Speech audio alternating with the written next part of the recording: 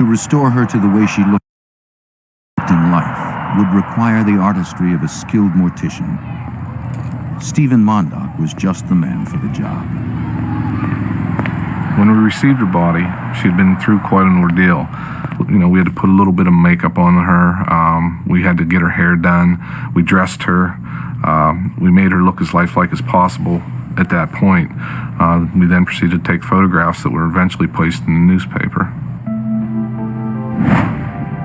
Those photographs depicted her as more lifelike than she had looked when first found. But Mondock gave her more than a face. He gave her a name. When the coroner brought her in, he said, "We have a Jane Doe for you." And I said, "Carrie," I said, "you know, I don't like calling people Jane Doe." I said, "It seems so impersonal." He says, "Well, what are we going to call her?" And I said, "Well, she was found in Spring Township, right?" He said, "Yes." I said, "Why don't we call her Spring?" And I said, "Well, she was found in the dawn of the morning, so why don't we call her Spring Dawn?"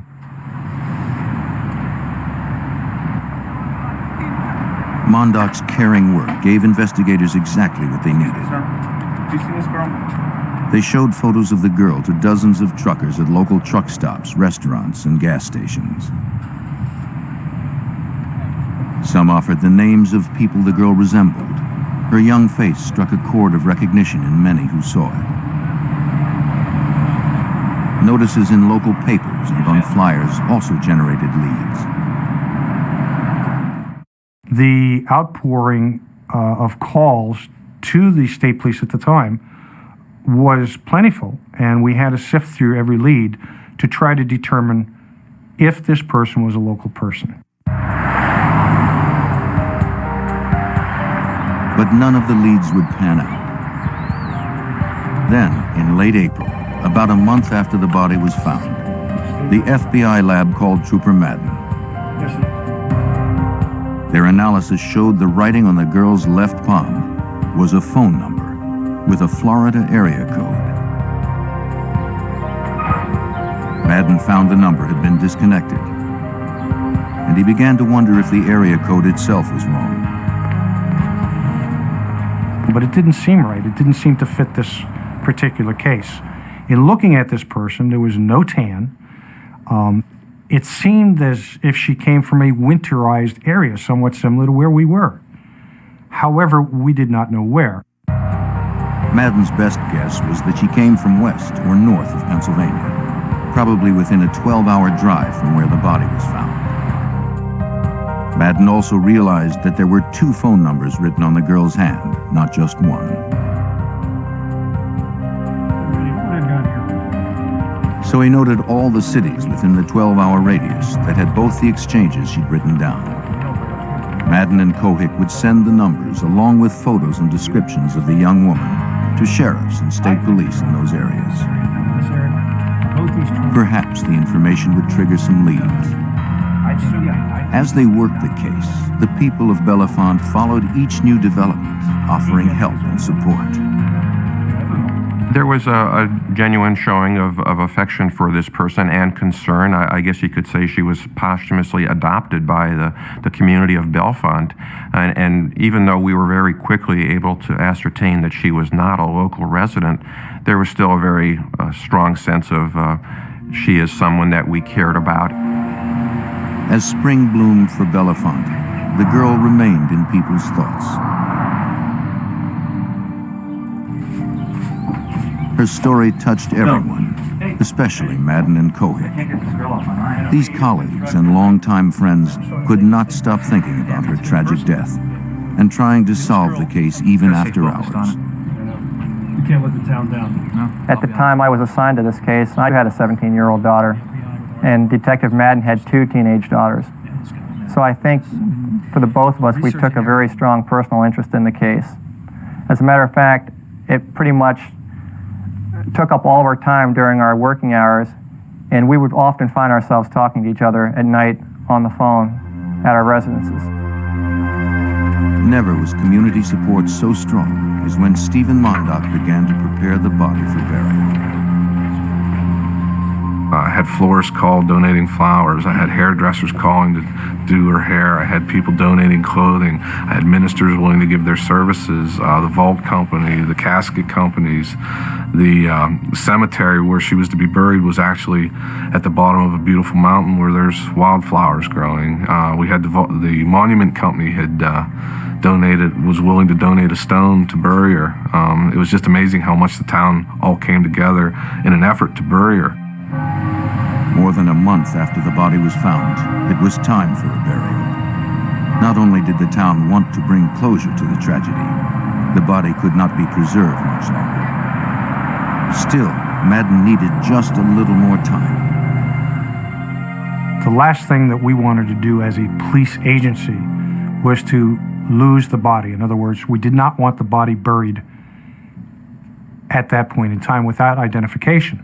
They gathered some information. They should have a report back. Just when the body could be kept no longer, a break in the case finally came.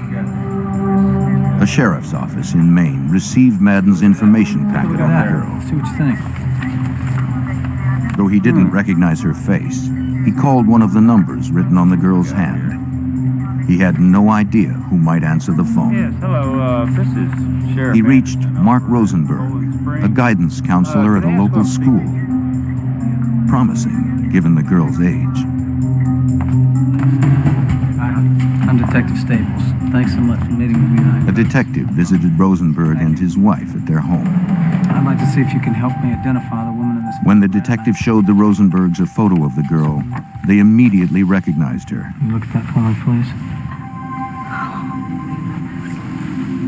And when they spoke her name, it was eerily familiar. Dawn Marie Birnbaum.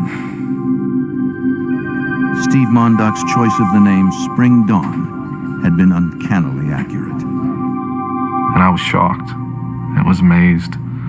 It was just a strange coincidence. But it felt right.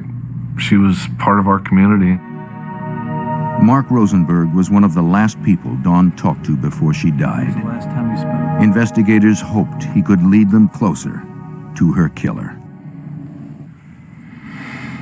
After a search that stretched from Florida to Maine, investigators had learned the identity of a teenage girl found dead near a rural Pennsylvania interstate. As they spoke to Mark Rosenberg, a guidance counselor at the school she had attended, he said she'd called him just days before she died, from a payphone. He'd tried to help her, but it was already too late. The school she attended was mainly for at-risk teens, like Dawn herself. She'd had problems with authority figures ever since her parents' divorce. In Indiana, where her mother lived, she'd been through a dozen foster homes and run away almost as many times. But at this boarding school, she'd finally found someone she could trust, her counselor, Mr. Rosenberg. As Mr. Rosenberg was talking to Dawn, the operator was interrupting, telling her to put more money in. Time was running out, and Mr. Rosenberg told Dawn to call him again so he would know she was safe. She said she would do that. He gave her his home telephone number, which obviously she then wrote on the palm of her hand. She said she'd call back, but in fact, she never did call again. The school would send Dawn's dental records to Pennsylvania, where forensic dentists would match them to x-rays taken at the morgue. The result would be a positive ID and a turning point in the case. The FBI entered the case officially under our kidnapping statute. Obviously, we had a girl who was found in central Pennsylvania laying in a snow pile, tied up, and who had previously been seen just a few days earlier in the state of Maine. So we have the interstate aspect. Now, we are aware that The investigation focused in Maine, where Dawn was last seen I alive. think you might be able to help us leave you. Maine state police officers interviewed Dawn's friends, including Heidi Hansen. Heidi told them Dawn had been planning to hitch a ride with a truck driver as she'd done about a year before. On that occasion, Dawn and another friend, Mandy Gray, had run off with a trucker named John Hoffpower. They dropped off Mandy at her home in Georgia, then continued on.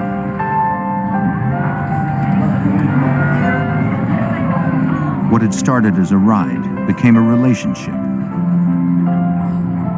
As the weeks passed, they grew closer.